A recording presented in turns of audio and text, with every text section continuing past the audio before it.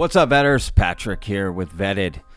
I've got a crazy story to tell y'all. Apparently, a newly declassified CIA document states that the CIA found the Ark of the Covenant back in the 80s, at least confirmed that it's real and its location.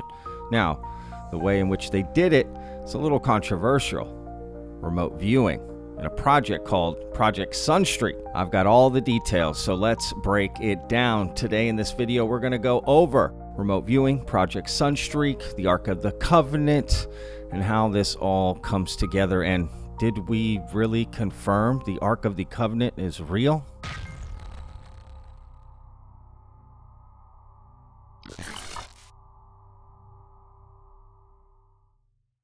A declassified CIA document from Project Sunstreak dated 1988 claims that the Ark of the Covenant was discovered through remote viewing. The document describes the Ark as a wooden, gold, and silver coffin-shaped object with a six-winged angel, located underground in the Middle East and guarded by entities.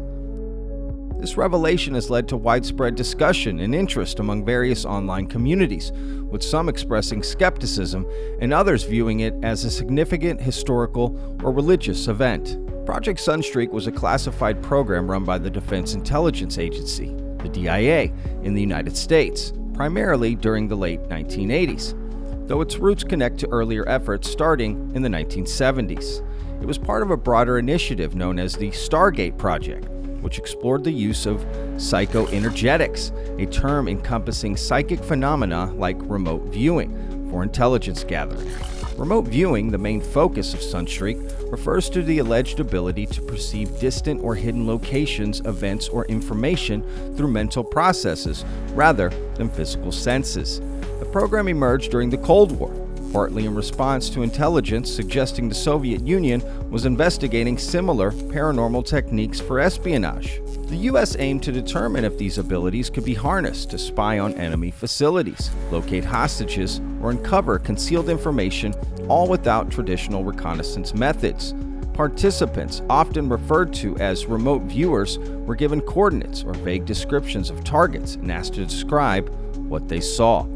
Project evolved from earlier efforts like Grill Flame and Centerlane, transitioning to DIA control around 1986, with Sunstreak becoming its official name. Training was methodical, involving orientation sessions to introduce participants to the concept, followed by advanced exercises using known targets like U.S. military sites to refine skills before tackling real intelligence tasks. The DIA worked with contractors like SRI International to develop selection criteria and improve techniques. The results were mixed.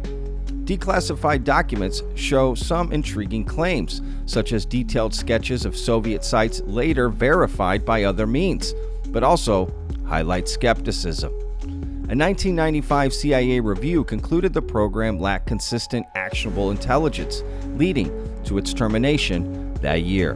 While fascinating, the program's legacy is debated. Supporters point to occasional successes like accurate descriptions of remote locations, but critics argue the data was too vague, unreliable, or possibly influenced by prior knowledge, rendering it impractical for operational use.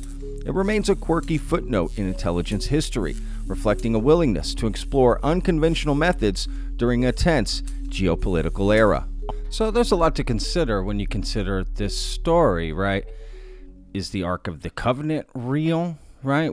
How does he know that what he remote viewed was actually the Ark of the Covenant, right? Like the real one, right? Because there's a lot of implications here. One, remote viewing is real. Two, the Ark of the Covenant is real, right? And three, the American government knows about it. Now, let's get a little more background on the Ark of the Covenant so we can better understand why the finding of this, if true, is so important. The Ark of the Covenant, described in the Bible as a gold-covered wooden chest holding the Ten Commandments, Aaron's rod, and a pot of manna, is one of history's most legendary artifacts. Said to have been built around 1200 BCE by the Israelites under Moses' direction, it was housed in the Holy of Holies in Solomon's temple until it vanished. possibly during the Babylonian sack of Jerusalem in 587 BCE. Theories about its fate range from it being hidden in Ethiopia at St. Mary of Zion Church per local tradition, buried under the Temple Mount, or lost to time. Its reputed powers, leveling mountains, striking down enemies, make it a prime candidate for something a Cold War-era intelligence outfit might want to locate. Project Sunstreak's willingness to explore the fringes, think psychic espionage, suggest it's not a stretch to imagine someone in the DIA pitching the Ark as a target.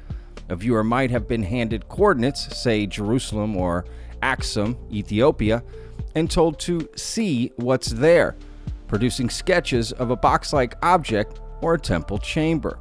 One viewer, Joe McMonagle, famously described a large rectangular gold-colored object in a session tied to a historical mystery, though he never confirmed it as the Ark.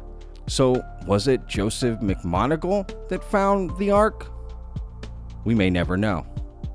But no concrete proof exists that Sunstreak found or even seriously pursued the Ark. Program's results were inconsistent, sometimes eerily accurate, often too abstract to act on.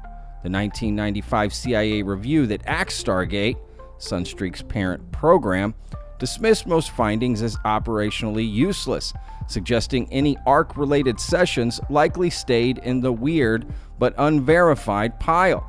Still, the idea persists in fringe circles, fueled by books like The Sign and the Seal by Graham Hancock, which speculate psychic efforts might have chased such relics. I guess we're just left with Indiana Jones looking for the Ark. That's what the Hebrews thought.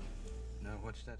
So I think it's safe to say the jury's still out if the Ark is real and if it was actually found. I think we do need to wait for more data before we, close the book on this and just it's real, and or open a new book, right?